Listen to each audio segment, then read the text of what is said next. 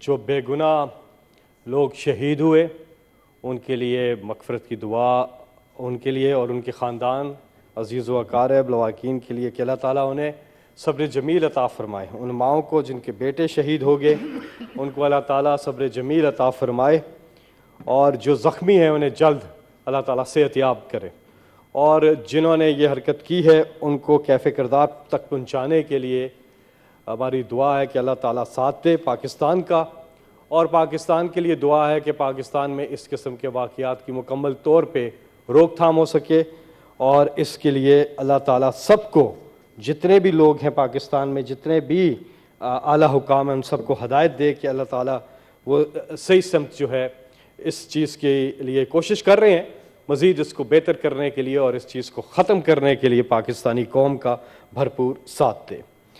ہمارے چمن کو لگ گئی کس کی نظر خدا جانے, یہ واقعہ اور آئے دن جو واقعات ہو رہے ہیں پاکستان میں. پاکستان وہ ملک ہے جس نے دنیا کو باور کروانا ہے کہ پاکستان نے جس طرح سے دنیا کے امن کے لیے جو جنگ لڑی, پیس کے لیے جو پاکستانی قوم نے کنٹریبیوٹ کیا, وہ دنیا کو باور کرانا بہت ضروری ہے. ہم نے اس سے پہلے جو وار اینڈ ٹیرر تھا اس کے اندر, اور یہ سب آفٹر شاکس اسی کے ہیں, اس کے اندر 80,000 سے زیادہ جانیں ہم نے دیں, اور 150 ارب ڈالر کا پاکستان کو اس سے زیادہ کا نقصان ہوا. 35 لاکھ لوگ نقل مکانی کرنے پر مجبور ہوئے. یہ سب کچھ ہم نے کیا اور ابھی بھی ہم کر رہے ہیں. پاکستان صرف قربانیاں دینے کے لیے ہی رہ گیا, اور یہاں پر ہماری حکومت کو پوری طرح سے دنیا کو اس چیز پہ باور کروانا ہے. لیکن افسوس کا مقام یہ ہے کہ جب ہم ٹریک ریکارڈ دیکھتے ہیں تو بھی ہمیں پتہ چلتا ہے, اور آج کا ہم ٹریک ریکارڈ دیکھتے ہیں 9 مہینے کا, تب بھی ہمیں پتہ چلتا ہے کہ ہم صحیح طرف تو گامزن ہی نہیں. ہم پاکستان کیس تو بلڈ ہی نہیں کر رہے. ہم لگے ہوئے ہیں جی فواد چودھری کو اندر کر دیں, اعظم سواتی کو اندر کر دیں, اس کو پکڑ لیں, دہشت گردی کے ہم پہ پرچے کر دیں, عمران خان کو دہشت گرد بنا دیں.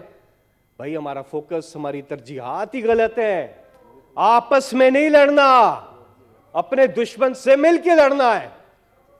ہم نے غربت سے لڑنا ہے, ہم نے مہنگائی سے لڑنا ہے, اور ہم نے سب سے بڑھ کے اس غلامی ذہنیت سے لڑنا ہے.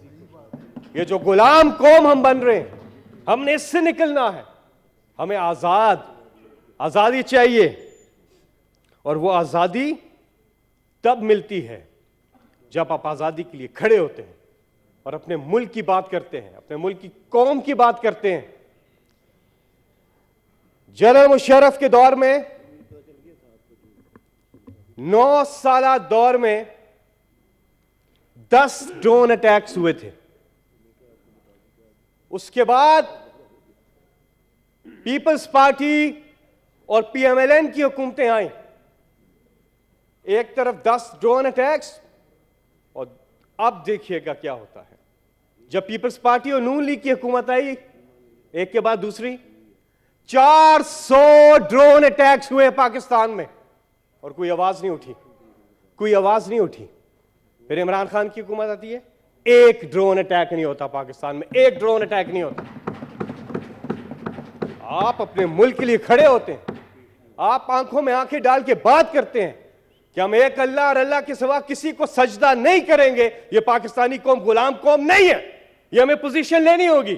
دیار عشق میں اپنا مقام پیدا کر, نیا زمانہ نئے صبح و شام پیدا کر. میرا طریق امیری نہیں فقیری ہے, خودی نہ بیچ غریبی میں نام پیدا کر. ہم نے خودی نہیں بیچنی. جب ہم ڈالروں کے ایوز اپنی خودی بیچ دیتے ہیں, جب ہم کشکول لے کے پھرتے ہیں, تو ہمیں استعمال کیا جاتا ہے چیئرمین صاحب, اور اس کا خمیازہ پاکستانی قوم کو بھگتنا پڑ رہا ہے. میں چیئرمین صاحب مشاہد حسین سید صاحب کو یہاں شکریہ بھی ادا کرتا ہوں, اور انہیں داد بھی دیتا ہوں کہ انہوں نے سچ بات کی, حق بات کی, صحیح بات کی انہوں نے. ہمیں آئین کے ساتھ جڑ کے رہنا ہے, ہمیں آئین کے ساتھ جڑ کے رہنا ہے, اور اسی میں پاکستان کی کامیابی ہے, پاکستانی قوم کی کامیابی ہے. آج ہمیں جمہور کو سننا ہے, آج ہمیں عوام کو سننا ہے. آج سارے طبقات پاکستان میں سراپا احتجاج ہے. میں اپنی بات ختم کر رہا ہوں. یہاں پر صحافی بھی سراپا احتجاج ہے, پی ایف یو جے سراپا احتجاج ہے, ان کو حقوق نہیں مل رہے. غریب عوام سراپا احتجاج ہے. انصاف کے لیے پکار رہا ہے چیئرمین صاحب پاکستان, انصاف کے لیے پکار رہا ہے.